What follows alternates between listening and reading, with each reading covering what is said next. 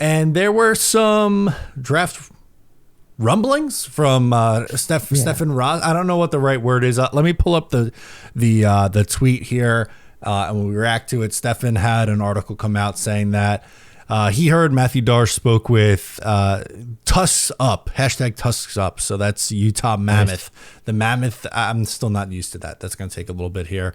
GM Bill Armstrong at the Combine, and then Stefan saying Utah owns the 4th pick. Could they actually swing a Schaefer and Hagens duo in the NHL draft? So figured we bat that one around to start here. Yeah, it's purely speculative, but it's an informed speculation, if you will, right? Like, I know I kind of like, well, it's speculation, but we know, and Stefan does too, that Utah is shopping that 4th overall pick. And so when a GM like Mathieu Darche goes to talk to Utah, you got to think that comes up at some point. Maybe not in that specific conversation, but in a conversation between the two, because we don't just know that Utah is shopping it, but that the Islanders are probably interested in getting that 4th overall to select what is likely to be James Hagens. That would be dope for this organization. And for Mathieu Darche to start off by, sure, I had to keep Kyle Palmieri and I had to keep, who's the other one he's on? Adam Boquist, whatever, who cares?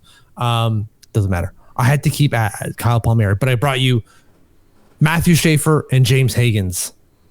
Massive wins. Yeah, it'd really be him putting his own stamp on this roster, right? Like that's I'm coming out swinging right out of the gate kind of move. And really kind of checking the 2 box. I feel bad because I threw Kyle Palmieri under the bus like he's a POS, and he's very much not. He's catching a lot of flack that he doesn't necessarily deserve. So I'm sorry, Kyle Palmieri, and to all the Kyle Palmieri fans out there. But what I was trying to say is the check marks, right? He hits on 2 of those check marks that he said at the beginning of becoming a GM for the Islanders, going, I want to get younger and I want to get faster. Well, you take 2 guys who are young and fast. So that checks out big time, man. Yeah, a defenseman who is really, really good in the transition game and a young center who is fast and a playmaker. That'd be really exciting. Now, I know there's some fans, and maybe this is where we get into next, because like we have to talk about, like, yes, obviously you could want to get the number 4 overall pick, but what is that going to cost? What I wanted to get to is there's some fans that I've seen very against the idea of trading the Colorado 1st round pick for the 4th overall pick this year in a package, I would assume, right? Like, I don't know why you would just accept the 1st round pick next year. But I don't think I agree with that. I would be willing to trade that pick to Utah. And a big reason for it, I know that people are going to say that next year's class is the better class. Well, the Islanders would still have their pick, right? Which, let's be real here, is likely to be higher than where Colorado is going to pick. And my question is, would I rather have James Hagens or the 27th pick, whoever that is, next year? I don't think it's comparable. No, I don't understand how that's a debate. What are we talking about? Let's get the 28th overall pick next year, maybe. And who says they don't win the goddamn Stanley Cup and then we get pick number 32 or they collapse? But that's, as you're saying, pretty unlikely. What are we talking about? That I would rather the 20x if pick in the draft next year. You're getting a prospect who's not going to be ready right away, whereas James Hagens arguably is ready this year. I don't think he's going to start in the NHL right away, although maybe he does. But either way, there's an argument to be made that he doesn't. Sure, then he's back. He'll be in the NHL the year following in 26, 27. No doubt. Well, this prospect you're picking is not going to be in the NHL in 26, 27. And it's probably not going to be in the NHL for 2 to 3 years after that. So what the hell are we talking about? By then, James Hagens is going to be entering his peak. What the hell are we talking about here? Yeah, based on where we're thinking it's going to be, right? And right, of course. Late 20s is my guess. Sure. But you're looking at probably best case scenario, 2028. He makes the jump over, right? Like 2 years post-draft making the jump. And that's on the positive end.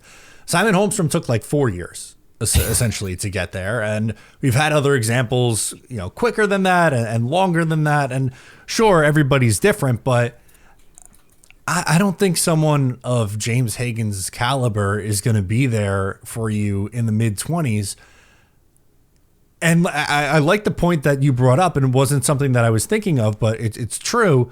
By the time whoever you take next year is ready to make the jump to the NHL, Hagens will already be entering his prime. He'd be what, like 23 at the time, probably 22, 23 years old? Yeah, that sounds right. Yeah. And so like, what are we talking about here? We're going to be getting, and who says this kid that we're drafting in the later portions of the draft in 26 is not only just going to be ready for the NHL, but going to be productive, right? Like Brock Nelson made the jump, drafted in 2010, joined the NHL in 2013. So that's 3-year difference there. And he wasn't a point per game player. He arguably never technically was, but he was a hell of a damn good player. Yeah. It took him a while, but even then, year 1 into the NHL, he was what, 40 points? I think it was. I think it was exactly 4, maybe a little less. Let me know when you find that. It was 26 points in his first year in the NHL. Sure enough, he's playing with the Islanders in 2013, 2014, but he's still a 40-point player for the next 2 years after that. What are we talking about here? And of course, that's assuming they follow the Brock trajectory. But the argument I'm trying to make here is that just because they eventually make the NHL doesn't mean they're going to be entering the NHL and hitting their peak and producing at a point per game pace. Whereas James Hagens, at that point when this kid enters the league, should be, by all accounts, a point per game player. Why would we not want that now? What the hell are we talking about? How stupid can we be sometimes? Yeah, it's kind of like the mystery box argument, right? Where it's like, ooh, I know that I can get this in a James Hagens, or I get this mystery box next year and he could be even better. And sure, like obviously there are players who've gone in the back half of the first round that's had excellent careers, and there's been guys who have been taken in the top 5 that have busted. That's just how it goes. But I am more confident in Hagens than I would be whoever that is there next year. I'm not saying if the Islanders only had 1 first round pick, right? Like we're not having this conversation, but the reason why we're having it is because they have this additional capital that they could use to their advantage. Hell, I'd even do it with ours. I would take our pick as well, or instead of the Colorado, if it hasn't had to come to that, I would still do it for James Hagens, 100%. And that's assuming they take James Hagens. Who says Mathieu Darche doesn't actually go, yeah, I'm going to take that Swedish kid? I'd still do it. Without a doubt. This isn't even just about James Hagens. It's about being able to draft someone who ranks or is projected to be a really goddamn good player because he's the 4th best player of his draft pool. By the time we draft, we're going to be mid-table to late table. What the hell are we talking about? I would make it top 12 protected if you're doing that deal. Sure. I wouldn't be, because I don't think the Islanders are going to be better than Colorado next year. Like if I'm throwing out a way too early guess, I don't know, maybe the Islanders are picking, like assuming they don't jump up in the lottery, and the chances of that happening 2 years in a row is honestly pretty slim. I don't know. They probably pick somewhere between 12 and 15 would be my guess. Like, I don't think they are significantly worse than what they were last year. And they finished 11th. Or they would have had the 11th pick if they didn't jump. I think they're probably a little bit better in an addition by subtraction kind of way, especially if you're adding a number 1 overall pick, and who knows what else they do.